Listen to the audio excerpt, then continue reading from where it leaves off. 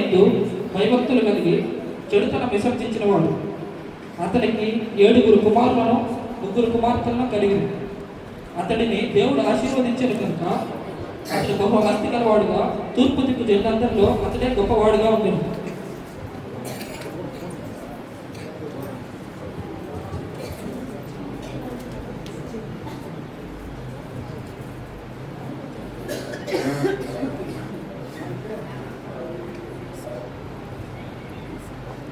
దేవదూతలు యెహోవా సన్నిధిని నిలుచుకు వచ్చారు. నువ్వు ఎక్కడి నుండి వచ్చితివి? నేను భూమి మీద అటు ఇటు తిరిగిలాడుచు అందులో సంచరిస్తూ వచ్చి ఉన్నాను. నీవు నా సేవకుడైన యోబు గురించి ఆలోచించదివా? అతడు యథార్థవంతుడు, దేవుని యందు భయభక్తులు గలవాడు, భూమి మీద అటువంటి వాడును ఎవడు లేడు. ఆహాహా, నిజమే.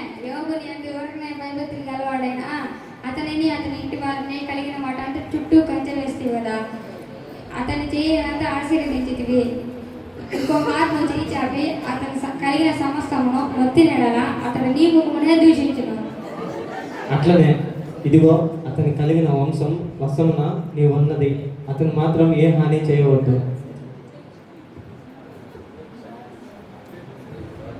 ఒక దినమున యోబు కుమారులను కుమార్తెలను తన అన్న ఇంట భోజనం చేయటకు వెళ్ళాను. యోబు ఇంట కూర్చొని ఆ సమయంలో భటుడు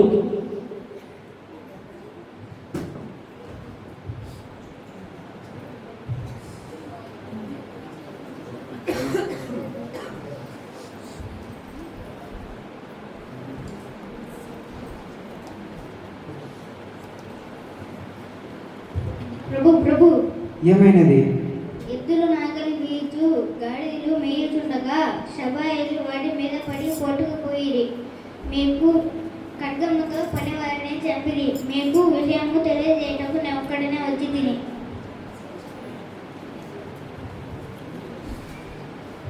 అయ్యా అగ్ని ఆకాశం నందు దిగి వచ్చి గొర్రెలను పనివారను రగులు పెట్టి కాల్చివేసెను.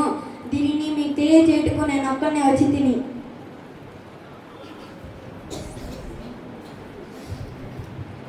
ప్రభు ఇప్పుడు ఏమైనది? కల్లీలు 3 సమూహముగా వచ్చి ఒంటెల మీద పడి వాటిని కొనిపోయి ఖడ్గంతో పనివారిని చంపింది. దీనిని తెలియజేయటకు నేను ఒకడనే వచ్చి తిని.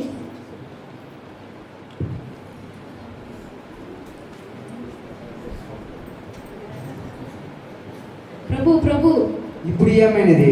ఈ కుమారులను కుమార్తెలను తన అన్న ఇంట భోజనం చేయించుండగా గొప్ప సుడిగాలి వచ్చి ఇంటి 4 మూలంగా కొట్టగా అది వారి మీద పడినందున వారు చనిపోయేది. ఇది తెలియజేయటకు నేను ఒక్కడినే వచ్చి తిని. అయ్యో అప్పుడు యోబు లేచి తన పైవస్త్రం చింపుకొని తల వెంట్రుకలు గురిగించుకొని నేల మీద పడి సాష్టాంగపడి నమస్కారం చేసి నేను నా తల్లి గర్భం నుండి దిగంబరినే వచ్చి తిని దిగంబరినే ఇక్కడికి తిరిగి వెళ్ళేదను. యెహోవా ఇచ్చెను, యెహోవా తీసుకొని పోయాను. యెహోవా నామముకు స్తుతి కలుగును గాక. ఈ సంగతులలో ఏ విషయమందును యోబు ఏ పాపమును చేయలేదు, దేవుడు అన్యాయం చేసినని చెప్పలేదు. దేవదూతలు యెహోవా సన్నిధి నిలుచుటకై వచ్చిన మరి ఒక దినం తటస్థింపగా వారితో కూడా అపవాది వచ్చారు.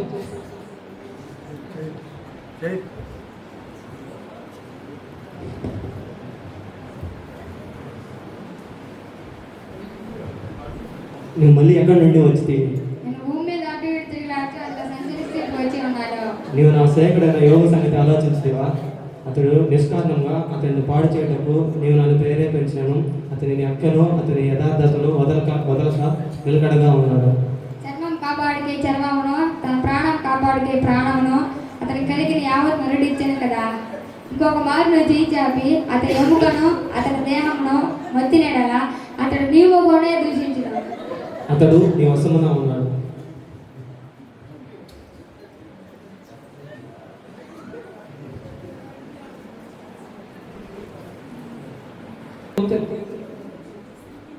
అతడు ఒళ్ళు చిన్న పెంకును బూడిదలో కూర్చొని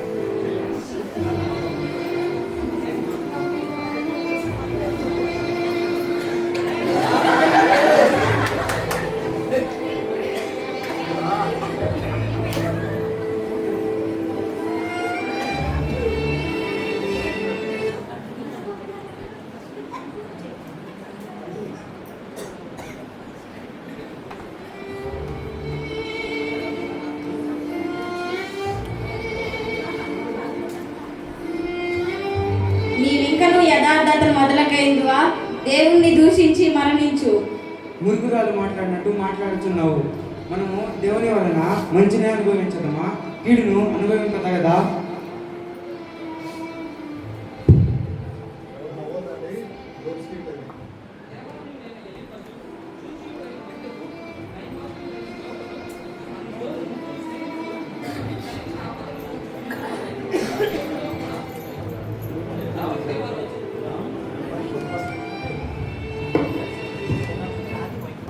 తేమానీయుడైన ఎలీఫజు, షూషీయుడైన బిల్దదు, నయమాతీయుడైన జోఫరు అను యోబు ముగ్గురు స్నేహితులు తనకు కలిగిన ఆపదలను గురించి వినిన వారే యోబుతో కూడా దుఃఖించుటకై వారు వచ్చింది.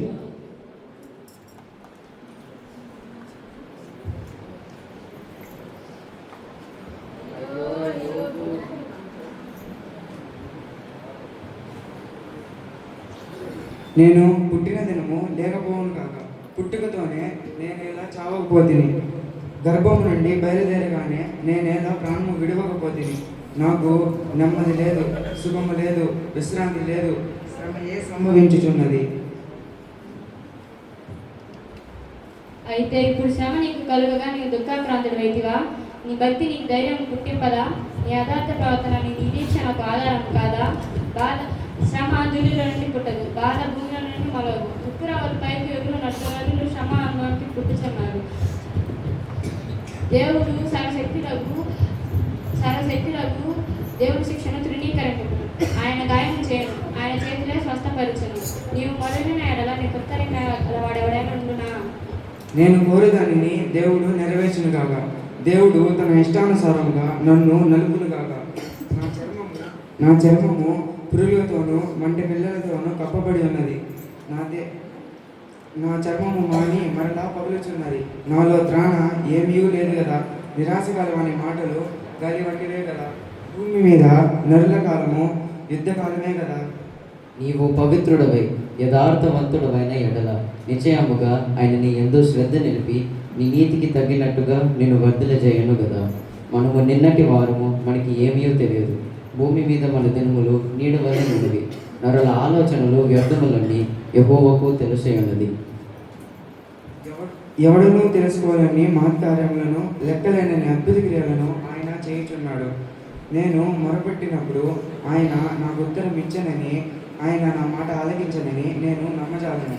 జిగటమన్నుగా ఉన్న నన్ను నీవు నిర్మించది, ఆ సంగతి జ్ఞాపకం ఉంచుకొనుము. నీవు నన్ను మరలా మన్నుగా మార్చగలవా? మా ఇద్దరి మధ్య చేయి ఉంచదగిన మధ్యవర్తి ఎవడనూ లేడు కదా. నా ఉపదేశ నిర్దోషముయు దేవాన్ని దృష్టికి నేను పవిత్రునియు నీవు చెప్పుచున్నావే. దేవుడే నీతో మాట్లాడిన మేలు, ఆయనే నీతో వాదించిన మేలు. నీ గాలి మాటలు విని మనుషులు మౌనముగా ఉండవలేనా? నిజంగా లోకములో మీరే జనులు, మీతోనే జ్ఞానము గతించిపోవును. మీకు తెలిసినది నాకును తెలిసినది. నేను మీకంటే తక్కువ జ్ఞానము కలవాడని కాను. ఇదిగో ఆయన నన్ను చంపినని నేను ఆయన వరకు కనిపెట్టుచున్నాను. ఆయన సన్నిధిని నా ప్రవర్తన న్యాయమని నేను రుజువు పడుతును. నేను సర్వశక్తుడు దేవుడితోనే మాట్లాడగోరుచున్నాను, ఆయనతోనే వాదింపగోరుచున్నాను. దేవుడు ఆకాశమంత మహోన్నతుడి కాడ, నక్షత్రముల జ్ఞానత్వం చూడుము. ఎంత పైగా దేవుడికి ఏం తెలియను? గాఢాంధకారంలో నుండి ఆయన న్యాయాన్ని కనుగొన, గాఢమైన మేఘంలో ఆయన చాటుగా ఉన్నది. ఆయన చూడలేడు. నీవు ఆయన ఆకాశంలో తిరుగుచున్నాడని నీవు అనుకొనిచున్నావు.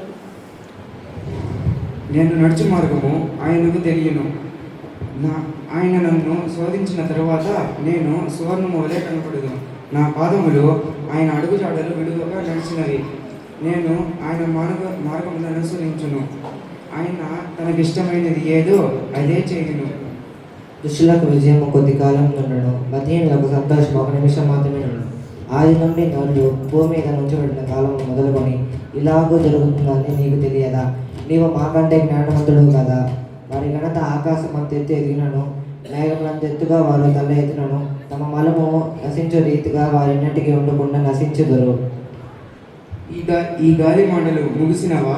నీకు ఏమి బాధ కలుగుడు చేత నువ్వు నాకు ఉత్తరం ఇచ్చుచున్నావు? నా స్థితిలో మీరుండిన ఎడల నేను మీ వలె మాట్లాడదును. మీ వైపు చూచి నేను తల ఆడించను. ఇప్పుడైతే నాకంటే చిన్నవారు నన్ను చూసి ఎగతాళి చేయదురు.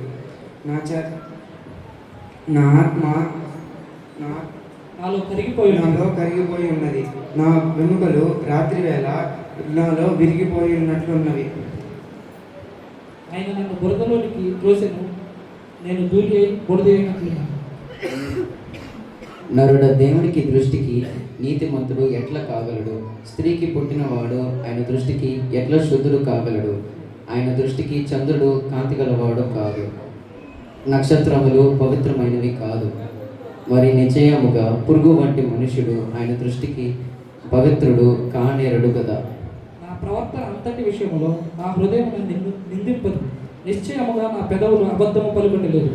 ఆయనను ఊర్చి మనకు వినబడుచున్నది మిక్కిలి మెల్ల అయిన గుసగుస శబ్దము వాటిదే. యెహోవా యందు భయభక్తులే జ్ఞానమనియు, దుష్టత్వం విడిచుటే వివేకమనియు ఆయన నరులకు సెలవించు. యోబు తన దృష్టి యందు తాను నీతిమంతుడై ఉండి ఆ ముగ్గురు మనుషులు తెలుసుకొని అతనికి ప్రత్యుపకారం చెప్పుట చాలించింది. అప్పుడు భూజీయుడైన ఎలీహు మాట్లాడసాగాను.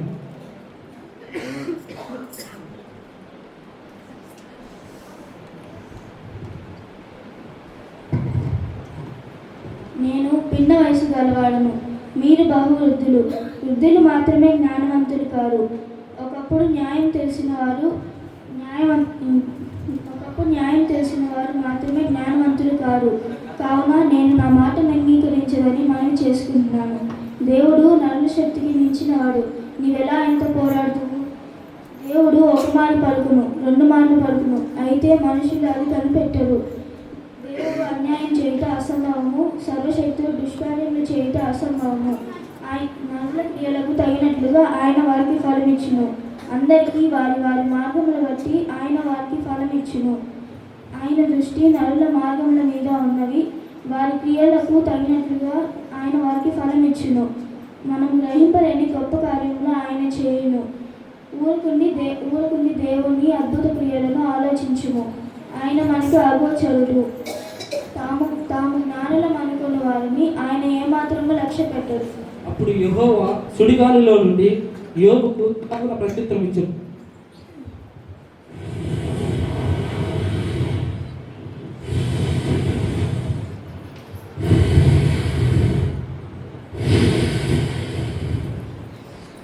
పౌరుషం తెచ్చుకొని నడుము బిగించుకున్నాము. నేను ఈ ప్రశ్న ఎదురు, నువ్వు దాన్ని నాకు తెలియజెప్పుము. నేను భూమికి పునాదులు వేసినప్పుడు నువ్వు ఎక్కడో ఉంటువి, వివేకం కలిగి ఉన్నాడలా నీకు చెప్పుము. వర్షం నాకు తండ్రి ఏమన్నాడా? మంచు బిందువులు పుట్టించిన వాడు ఎవడు? హృదయం నాకు తెలివినిచ్చే ఆకాశం నుండి దిగు మంచును ఎవడు పుట్టించును? అంతరేంద్రంలో జ్ఞానం ఇచ్చిన వాడు ఎవడు? హృదయం నాకు తెలివినిచ్చిన వాడు ఎవడు? అడవిలో కొండ మేకలు ఎన్ని కాలం నీకు తెలియనా? నీకేమైనా తెలిసిన ఎడలా చెప్పుము. మరణాంధకాలపు ద్వారంలో చూచితివా? భూమి వైశాల్యత ఎంతో గ్రహించితివా? నీకేమైనా తెలిసిన ఎడలా చెప్పుము. నేను తిరిగి ఎండనట్లు నాకెవడైనానో ఏమైనానో ఇచ్చిన ఆకాశ వైశాల్యం అంతటి నాదే కదా.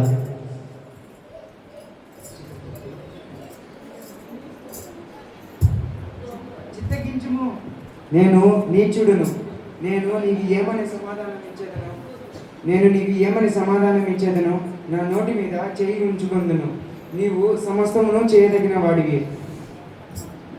నీవు ఉద్దేశించినది ఏదినైనాను నిష్ఫలముగా కాలేదనియో నేను ఇప్పుడు తెలుసుకుంటుని. తరువాత యెహోవా అయిన దేవుడు ఎలీఫజుతో మాట్లాడాను. నా సేవకుడైన యోబు పలికినట్లు మీరు నన్ను గూర్చి యుక్తమైనది పలుకలేదు కనుక నా కోపం నీ మీదను నీ స్నేహితురాల మీదను మండుచున్నది. నా సేవకుడైన యోబు నద్దుకు పోయి మీరు బలి అర్పింపలేము.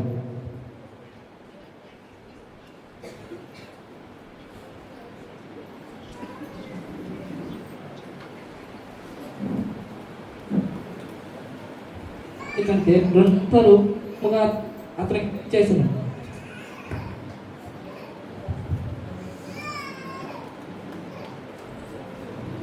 యెహోవా యోబునకు పూర్వం కలిగిన దానికంటే 2 అంతలు అధికముగా అతనికి దయచేసింది.